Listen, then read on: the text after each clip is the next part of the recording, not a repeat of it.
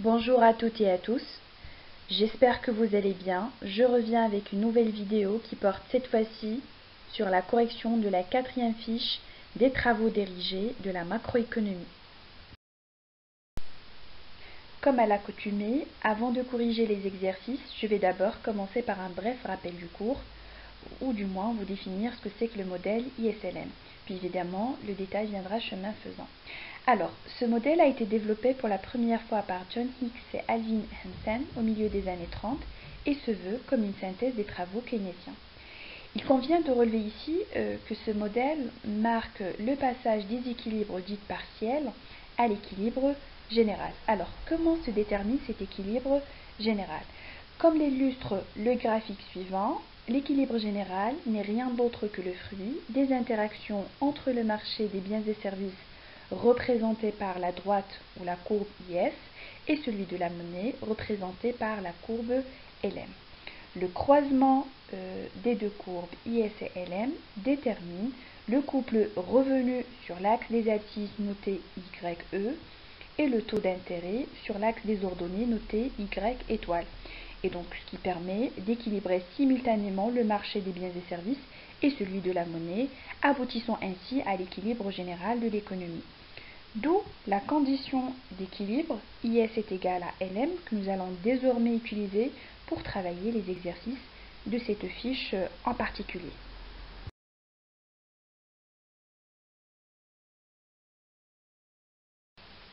Après ce petit rappel de cours, j'enchaîne directement avec l'exercice numéro 1. Et au niveau de cet exercice, on considère une économie décrite par les équations suivantes.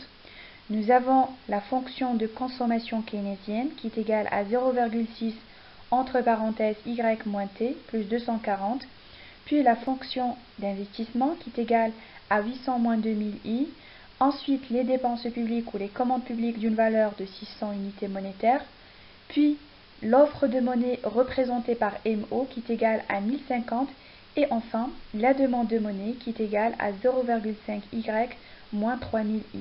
Première question, déterminer les équations des courbes IS et LM dans le cas où le budget de l'État est équilibré. Comme je l'ai déjà dit et je le rappelle, IS représente l'équilibre sur le marché des biens et services et LM indique l'équilibre sur le marché de la monnaie. Maintenant, dans cette première question, on nous demande de déterminer dans un premier temps l'équation de la courbe IS.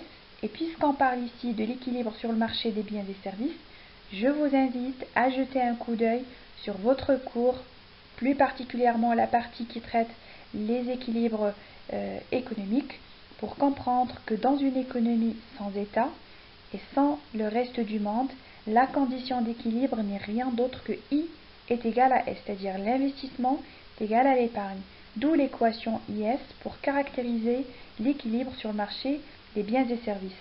Maintenant, la question qui se pose, comment déterminer l'équation IS?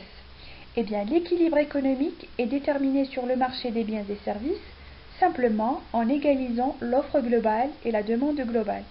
L'offre globale est représentée ici par Y, qui n'est rien d'autre que le revenu national, et la demande globale est indiquée par la demande des ménages, qui est la consommation, la demande des entreprises, investissement, et la demande de l'État, qui est les dépenses publiques.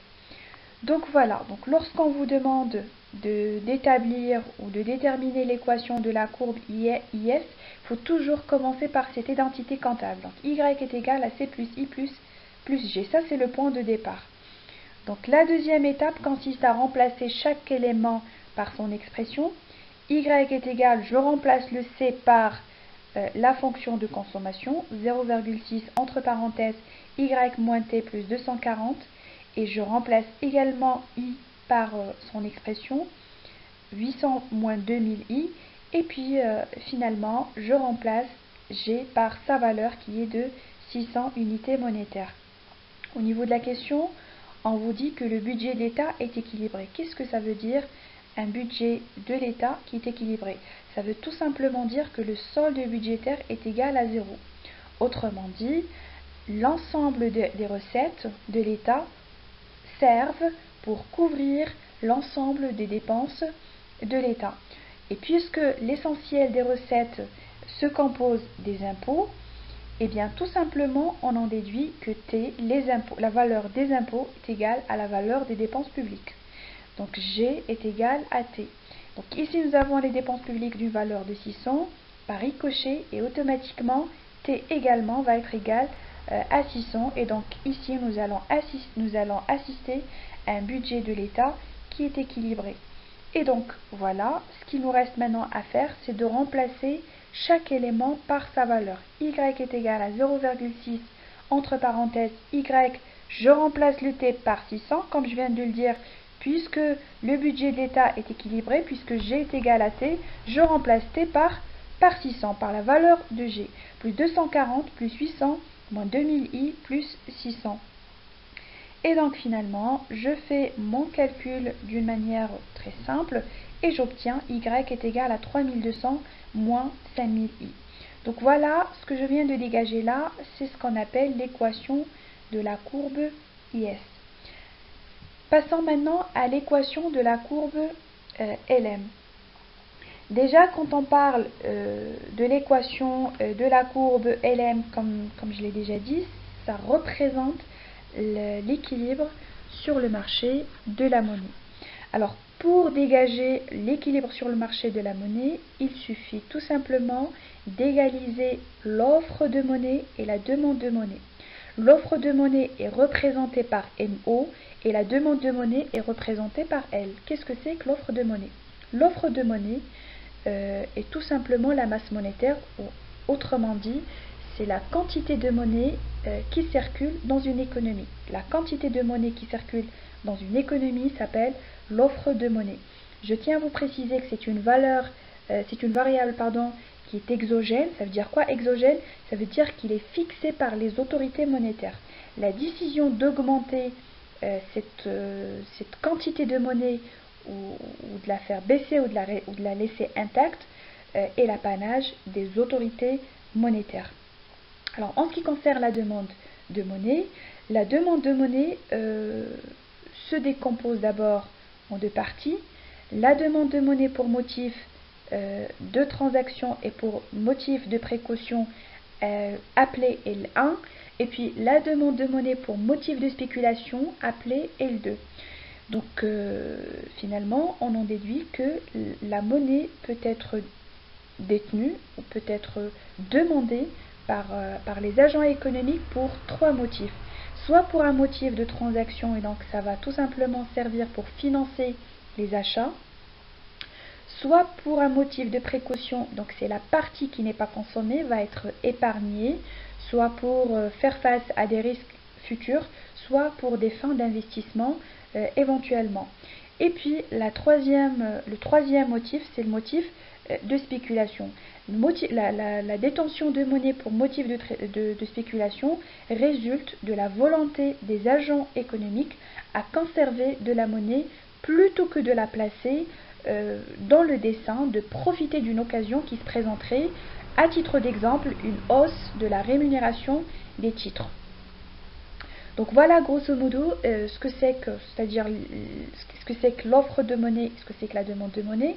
Maintenant, pour dégager l'équation de la courbe LM, il suffit d'égaliser le L, la demande de monnaie, et le MO, l'offre de monnaie. Donc ici nous avons le L, la demande de monnaie est égale à 0,5y moins 3000i, et puis l'offre de monnaie est égale à 1050. Donc 0,5y moins 3000i est égal à 1050. Je fais le calcul d'une manière très simple et j'obtiens y est égal à 2100 plus 6000i.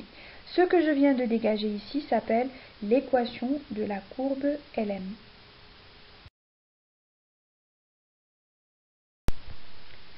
Question 2. Calculer le taux d'intérêt et le revenu d'équilibre. Alors ça c'est fastoche. Pour dégager le taux d'intérêt, il suffit d'égaliser l'équation de la courbe IS et celle de la courbe LM.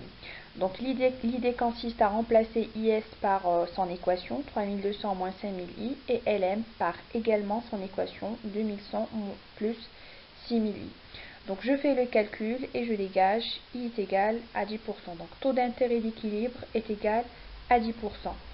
Donc pour trouver le revenu d'équilibre, il suffit de remplacer I par 10%, que ce soit dans l'équation de la courbe IS ou dans l'équation de la courbe LM, à votre guise. En ce qui me concerne, j'ai remplacé dans les deux. J'ai remplacé dans l'équation de la courbe IS. Donc j'ai fait 3200 moins 5000 et je remplaçais I par 0,1. J'ai fait la même chose au niveau de LM, 2100 plus 6000 et j'ai remplacé le I par 10% et ça m'a donné un revenu d'équilibre de 2700. Tout ça pour vous dire que vous n'êtes pas obligé de faire comme moi, vous remplacez juste dans une seule équation, que ce soit IS ou que ce soit LM. Arrivons maintenant à la troisième question. Le revenu de plein emploi étant de 3000. Quels sont les choix possibles pour atteindre ce plein emploi? Puis on vous demande de justifier votre réponse. Pour atteindre le revenu de plein emploi, 3 choix sont possibles. Soit d'augmenter les dépenses publiques, soit de baisser les impôts.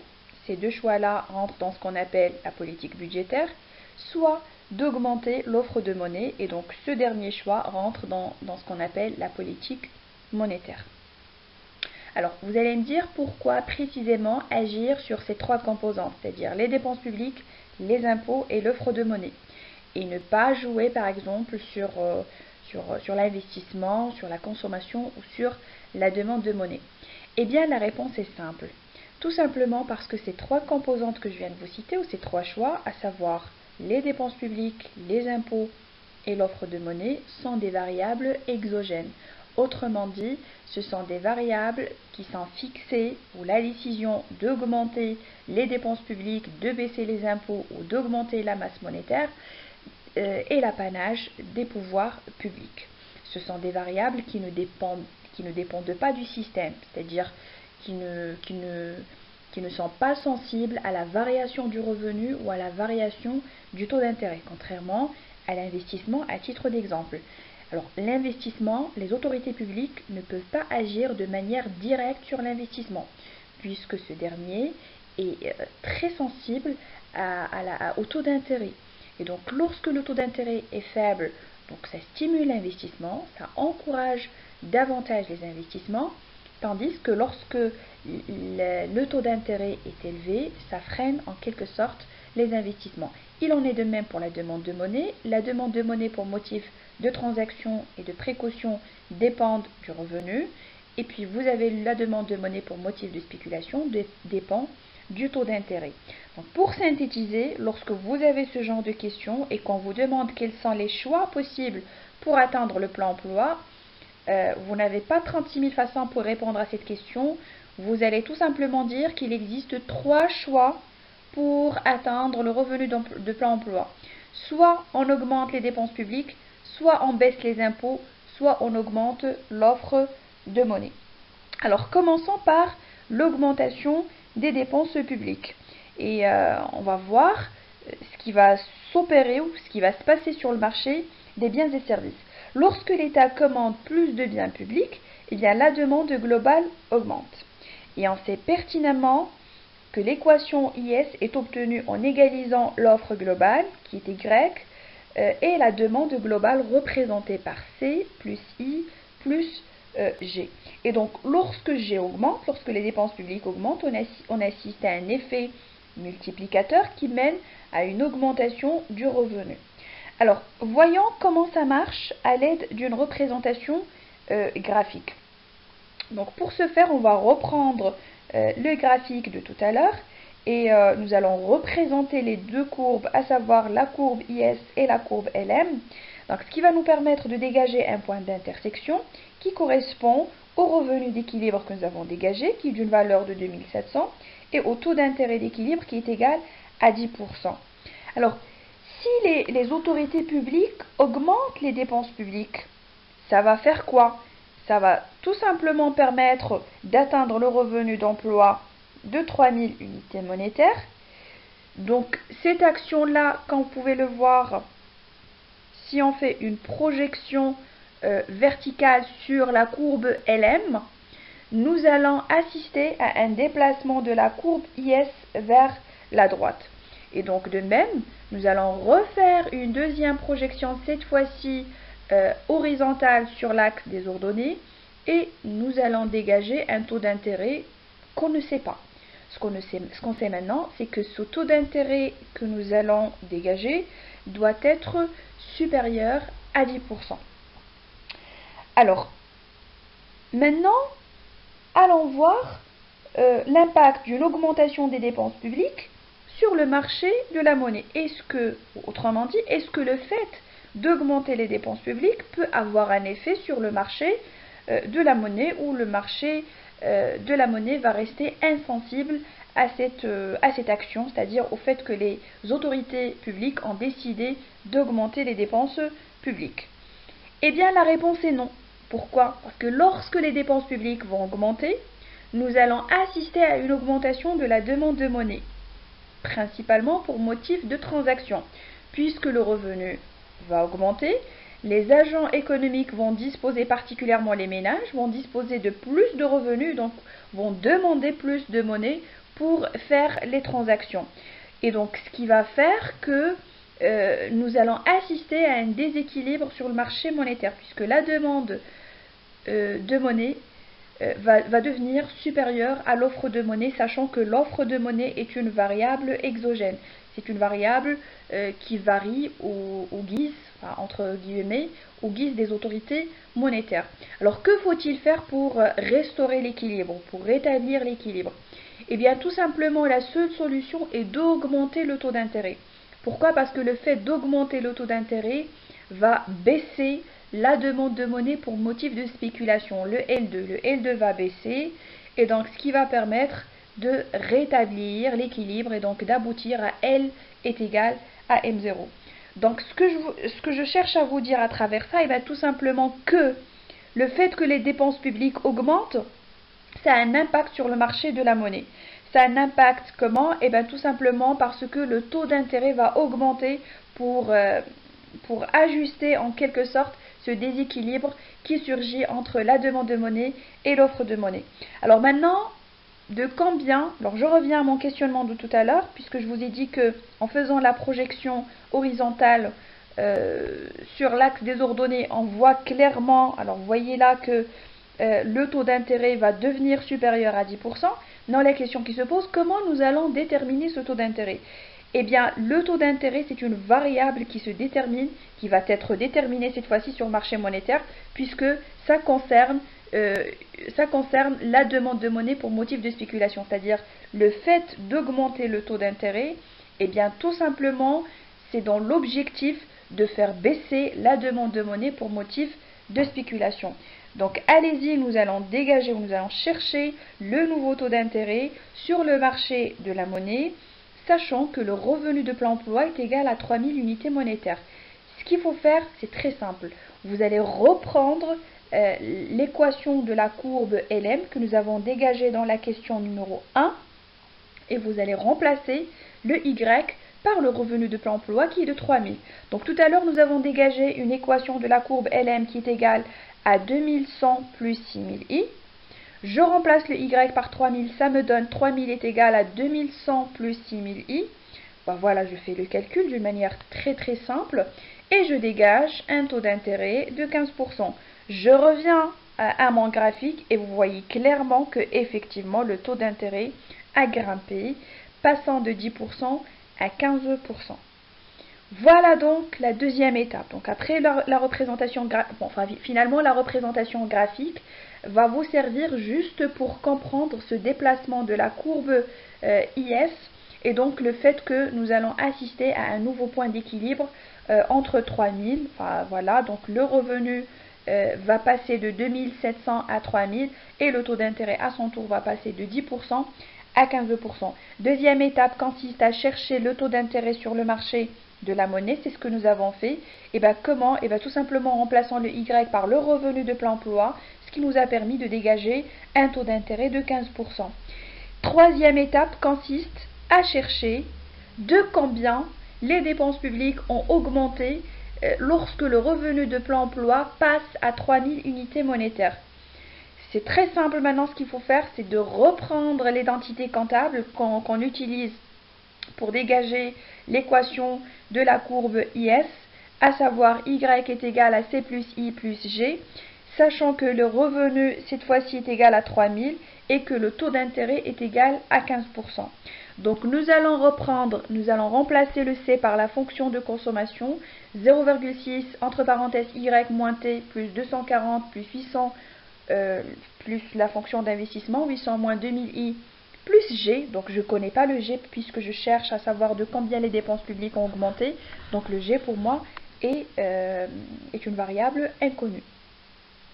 Ensuite, je remplace le Y par 3000 est égal à 0,6 entre parenthèses 3000 moins, alors le T est égal à 600. Donc je garde la valeur des impôts initiale qui est de 600. Plus 240 plus 800 moins 2000, je remplace le I par quoi? Par 15%, par 0,15 plus G. Donc je fais le calcul, donc j'obtiens une équation de rien du tout, d'un seul inconnu qui est le G. Je dégage le G et donc ça me donne 820.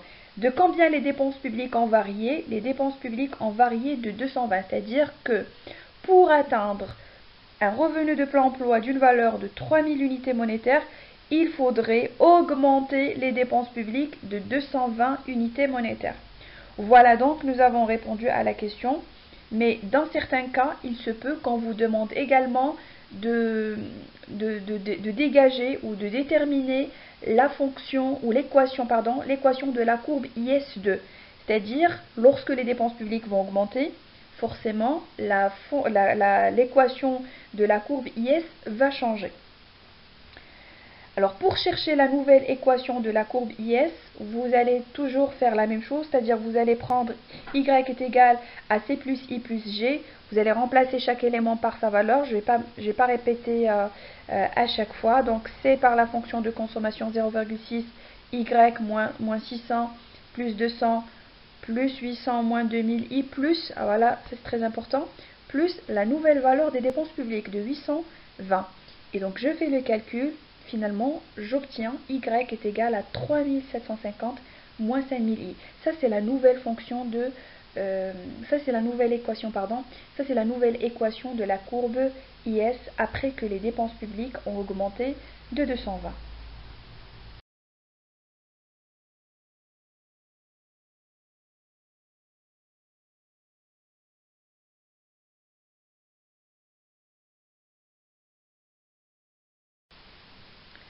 Le deuxième choix consiste à baisser les impôts.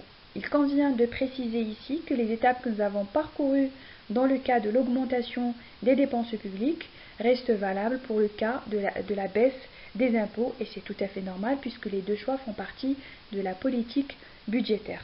Autrement dit, lorsque l'État décide de baisser les impôts, ça a un effet positif sur le revenu, donc ce qui va nous permettre d'atteindre le revenu de plein emploi. Bien que la politique budgétaire reste quand même inefficace, mais nous allons voir ça plus loin. Donc, finalement, la baisse des impôts va permettre justement d'atteindre le revenu de plein emploi, et donc comme ça, nous allons assister à un déplacement de la courbe IS vers la droite.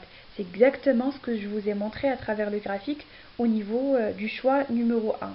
Alors, cette baisse des impôts aura un effet retour sur le marché de la monnaie, puisque la baisse des impôts va faire de sorte que le revenu va augmenter, il va passer de 2700 à 3000, et donc finalement les ménages vont disposer de plus de revenus, et la demande de monnaie pour motif de transaction va augmenter. Et donc ça a un effet déstabilisateur sur le marché de la monnaie, puisque la demande de monnaie va devenir supérieure à l'offre de monnaie.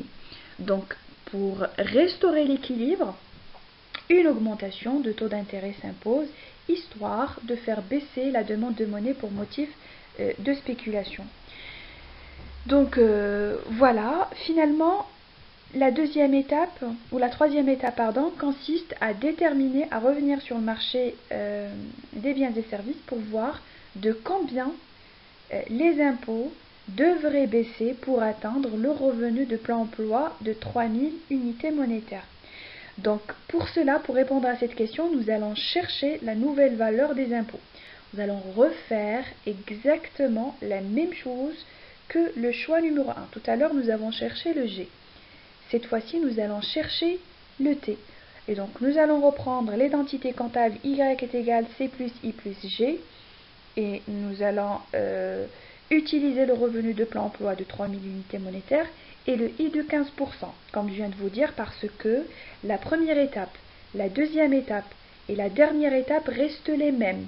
Vous pouvez vérifier ça par vous-même, vous pouvez refaire les étapes. Donc, vous allez revenir sur le marché monétaire, vous allez chercher le nouveau taux d'intérêt, vous allez trouver 15%. Et donc finalement, vous allez remplacer chaque élément par son expression. Ça va vous donner y est égal à 0,6 entre parenthèses y moins t plus 240 plus la fonction d'investissement 800 moins 2000i plus les dépenses publiques initiales. Attention, il ne faut pas prendre 820, mais c'est plutôt 600. Donc ça, c'est le deuxième choix. C'est-à-dire, c'est comme si on n'a pas fait le premier choix. Vous voyez ce que je veux dire? Alors, on remplace chaque élément par sa valeur. Donc, y, je le remplace par le revenu de plein emploi de 3000, est égal à 0,6 entre parenthèses 3000 moins t, l'inconnu, que je cherche d'ailleurs, plus 240 plus 800 moins 2000, et je remplace i par 15%, plus 600. Je fais mon calcul, donc là, vous n'avez pas quelque chose d'extraordinaire. Vous avez une équation d'un seul inconnu qui est le t. Vous dégagez le t et ça vous donne t est égal à 233,33. Autrement dit, les impôts ont baissé ou devraient baisser de 367 pour atteindre le revenu de plein emploi de 3000 unités monétaires. Et donc, pour vous montrer tout à l'heure, je vous ai dit quoi? Je vous ai dit que la première étape, la représentation graphique, va rester la même. Celle que nous avons fait pour le premier choix reste également valable pour le deuxième choix. La deuxième étape, qui consiste à déterminer le taux d'intérêt en utilisant l'équation de la courbe LM, reste également la même. Ben voilà, la troisième étape diffère puisque cette fois-ci on ne cherche pas de combien les dépenses publiques ont augmenté, mais on cherche à savoir de combien les impôts ont baissé pour atteindre le revenu de plein emploi. La dernière étape reste également la même, c'est-à-dire que nous allons dégager une nouvelle équation de la courbe IS, c'est-à-dire IS2, de la même expression que celle que nous avons dégagée pour le choix numéro 1. Pour vous montrer que c'est la même chose, donc j'ai refait ça pour vous montrer que ça donne la même chose. La nouvelle équation de la courbe IS, donc je mets y est égal à c plus i plus g.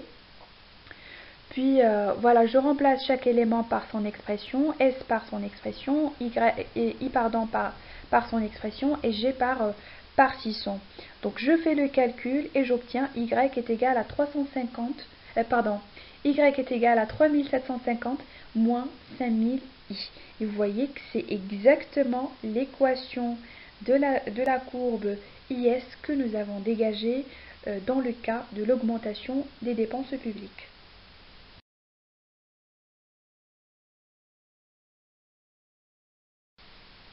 On arrive au troisième choix qui consiste à augmenter l'offre de monnaie.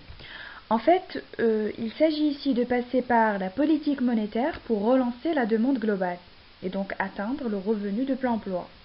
Pour ça, nous allons supposer que la politique monétaire est efficace. Puis nous allons revenir plus loin sur cette question d'efficacité ou d'inefficacité, que ce soit de la politique monétaire ou de la politique budgétaire. Bien, alors comme je vous ai dit tout à l'heure, l'offre de monnaie est exogène, ce qui veut dire qu'elle est contrôlée par les autorités monétaires. Et donc finalement, ce sont ces autorités monétaires qui vont décider d'augmenter l'offre de monnaie quand elles le jugeront nécessaire, bien évidemment, dans le but de relancer la demande globale. Mais avant de vous expliquer le comment et le pourquoi, voyons d'abord comment la courbe LM va réagir à cette hausse de l'offre de monnaie. Pourquoi les autorités monétaires décident-elles d'augmenter la masse monétaire? Eh bien, tout simplement pour atteindre le revenu de plein emploi. Et donc, pour passer de 2700 dans notre cas, c'est-à-dire le revenu d'équilibre de sous-emploi, à 3000 unités monétaires, le revenu d'équilibre de plein emploi. Quelle en serait la conséquence? Eh bien, la projection verticale du point 3000 sur la courbe IS va fixer un nouveau point que j'ai nommé A, c'est un nouveau point d'équilibre, provoquant ainsi le déplacement de la courbe LM Voilà, donc un déplacement de la courbe LM vers la droite. Une deuxième projection horizontale sur le point d'équilibre A sur l'axe des ordonnées va nous emmener à retrouver un nouveau taux d'équilibre, mais cette fois-ci en dessous de 10%.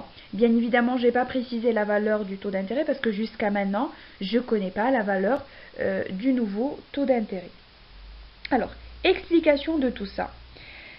Lorsque les autorités monétaires décident de mener une politique de relance, ou ce qu'on appelle également une politique expansionniste, ils augmentent l'offre de monnaie. Et donc cette augmentation créera un déséquilibre sur le marché monétaire. Donc lorsque l'offre de monnaie, on sait très bien que la condition d'équilibre sur le marché de la monnaie, c'est que L est égal à M. Lorsque le M va augmenter, donc forcément le M va rester intact, donc ce qui va créer un déséquilibre. Donc cette augmentation a un effet déstabilisateur sur le marché de monnaie. Alors comment nous allons faire pour relancer ou pour faire augmenter ces demandes de monnaie? Eh bien la solution tout simplement c'est de baisser le taux d'intérêt. Et donc lorsqu'on va baisser le taux d'intérêt, la demande de monnaie pour motif de spéculation va augmenter, chose qui va permettre de rétablir l'équilibre sur le marché de monnaie. Donc voilà l'explication tout simplement derrière la baisse du taux d'intérêt, donc c'est tout à fait logique pour tout simplement restaurer l'équilibre sur le marché de monnaie. Eh bien, comme ce que je vous ai dit tout à l'heure dans le cas de la politique budgétaire, il en est de même pour la politique monétaire. Alors tout ce que je viens de vous expliquer là, tout ce qui se passe sur le marché de la monnaie, a un effet retour sur le marché des biens et services. Comment? Lorsque les autorités monétaires vont décider d'augmenter l'offre de monnaie, ils seront également, donc on va assister à une baisse du taux d'intérêt qui va faire de sorte que le L2, demande de monnaie pour motif de spéculation, va augmenter, c'est tout à fait normal puisque le taux d'intérêt est bas. Et bien ça a un effet retour sur le marché des biens et services dans la mesure où on sait très bien qu'il y a une composante de la demande globale plus particulièrement qui s'appelle investissement, qui est très sensible à la variation du taux d'intérêt. Et donc finalement, lorsque le taux d'intérêt va baisser, ça va faire de sorte que l'investissement va augmenter, c'est une manière d'encourager l'investissement et par ricochet encourager ou faire augmenter les dépenses des ménages en matière de consommation.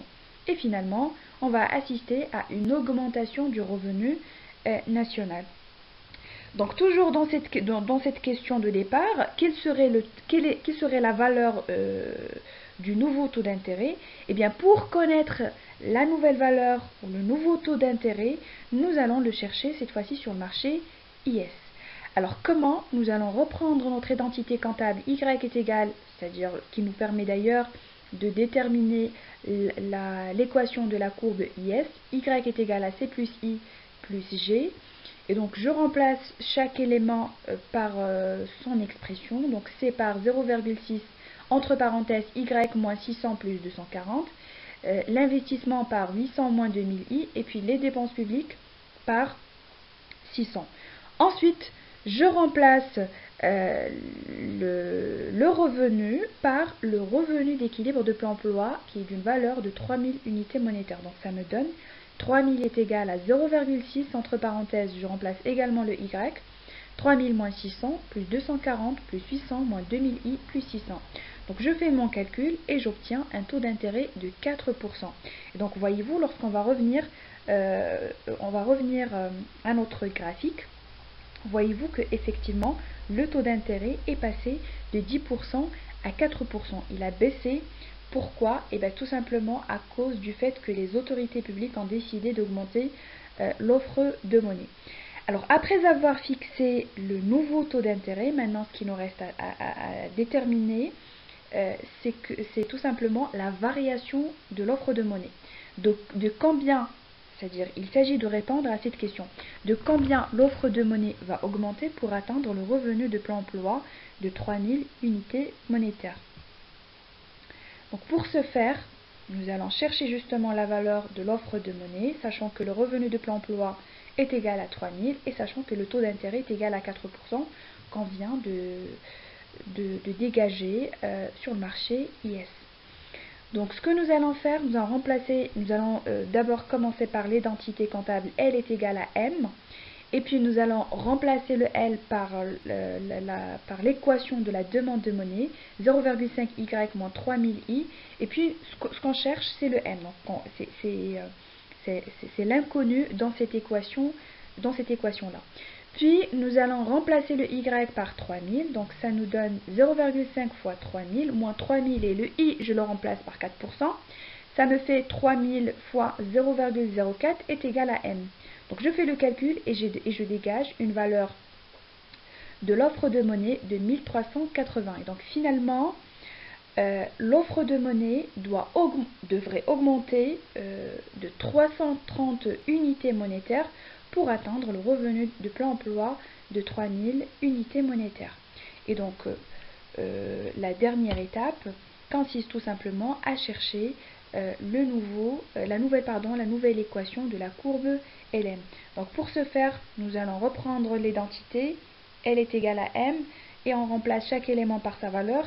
Puis le M surtout, alors le MO, c'est-à-dire l'offre de monnaie, on va la remplacer par la nouvelle valeur qu'on vient de dégager de 1380. Donc ça nous donne 0,5Y moins 3000I est égal à 1380.